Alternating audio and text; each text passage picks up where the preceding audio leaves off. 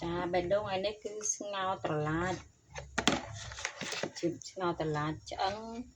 chụp nữa là tức bố vai đã chẳng chụp nhưng thôi cắt cắt tê bằng ôn ngày nay ngao tờ lá tách oi nẹm mà đai và xa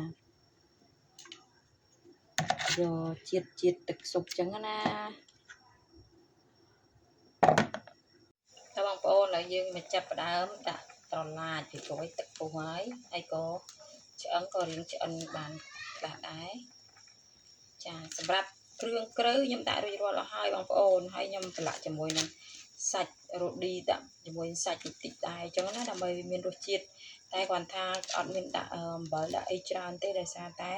យើងធ្វើនេះសម្រាប់ឲ្យអ្នកជំងឺញ៉ាំចាឲ្យម៉ាក់គាត់ពិសាណាពីព្រោះអីគាត់អ្នកជំងឺអញ្ចឹងអត់អាចឲ្យញ៉ាំប្រៃបានទេបងប្អូនអូខេឥឡូវនេះទឹកស្លម៉នេះក៏បានដាក់ត្រឡាចហើយដែរអញ្ចឹងណាឥឡូវយើងទុកឲ្យវាពុះសិនអូខេចាបងប្អូនឥឡូវនេះស្ងោរត្រឡាចក៏បានរួចរាល់ជាចុងក្រោយយើងដាក់ជីចាហើយយើងបើកភ្លើងតិចតិចឲ្យវាងាស់យកជាតិឆ្អឹងអញ្ចឹងបងប្អូនណាចាអូខេអរគុណ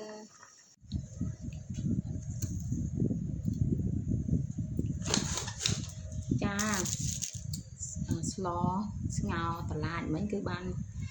ចាប់សពគ្រប់រួចរាល់ផងដែរចាហើយបើសិនជាបងប្អូនចង់ចាបានវីដេអូថ្មីថ្មី